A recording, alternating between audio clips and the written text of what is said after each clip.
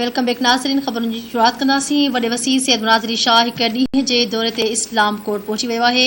वॾो वज़ीर थरकोल ब्लॉक 2 में 330 मेगावाट कोयले ते हलंदड़ पावर प्लांट जो इफ़्तिताह कंदो।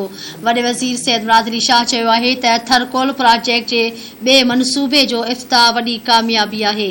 एक भेरो ॿीहर रवां खे आगाह कंदा हलूं। वॾो वज़ीर सैयद मुराद अली शाह हिक ॾींहं जे दौरे ते इस्लाम कोट पहुची वियो आहे। वॾो वज़ीर थरकोल ब्लॉक 2 में 330 मेगावाट कोयले ते हलंदड़ पावर प्लांट जो इफ़्तिताह कंदो। वॾो वज़ीर सैयद मुराद अली शाह चयो आहे त थरकोल प्रोजेक्ट जे ॿिए मनसूबे जो इफ़्तिताह वॾी कामयाबी आहे। आगाह करे रहिया हूं। वॾे वज़ीर सैयद मुराद अली शाह हिक ॾींहं जे दौरे ते इस्लाम कोट पहुतल आहे। वॾो वज़ीर थरकोल ब्लॉक 2 में 330 मेगावाट कोयले ते हलंदड़ पावर प्लांट जो इफ़्तिताह कंदो। वॾे वज़ीर सैयद मुराद अली शाह चयो आहे त थरकोल प्रोजेक्ट जे ॿिए मनसूबे जो इफ़्तिताह वॾी कामयाबी आहे।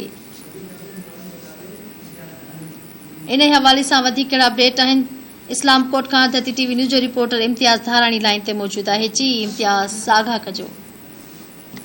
जी बिल्कुल। सिंध जो वॾो वज़ीर सईद मुराद अली शाह अॼु हिकु ॾींहं जे दौरे ते इस्लाम कोट पहुची वियो आहे। माई बख्तावर एयरपोर्ट ते लैंड करे हींअर थरकोल ब्लॉक 2 जे हबको पावर प्लांट ते जेको आहे सईद मुराद अली शाह पहुची वियो आहे। सईद मुराद अली शाह सां गॾु MNA डॉक्टर महेश मलानी, अमीर अली शाह जिलानी, अरबाब लुत्फुल्ला, फकीर शेर मोहम्मद बिलालानी, कासिम सुमरू, दोस्त अली रामू, राणा हमीद सिंह, सुरंदर वलाताई, सुशील मलानी ऐं ग्यानचंद ऐं ॿिया जेके पाकिस्तान पीपल्स पार्टी जा जेके उहिदेदार ऐं जेके MPs जेके आहिनि उहे शामिल आहिनि। उन सां गॾु सूबाई वज़ीर बि शामिल आहिनि।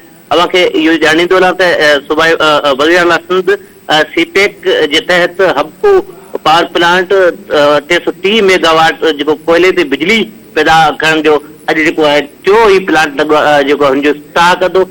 वॾे वज़ीर जेको आहे एयरपोर्ट ते लहण खां पोइ ॻाल्हाईंदे चयो आहे त ही वॾी कामयाबी आहे ऐं असांजे मुल्क जी तवानाई जी तमामु वॾी कामयाबी आहे।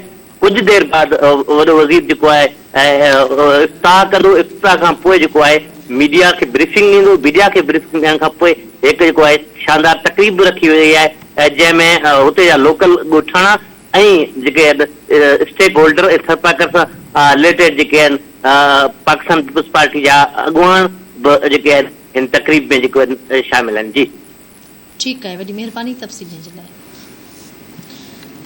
जी नाज़रीन, मूंखे आगाह कयूं पिया वॾो वज़ीर सैयद मुराद अली शाह हिकु ॾींहं जे दौरे ते इस्लाम कोट पहुतल आहे।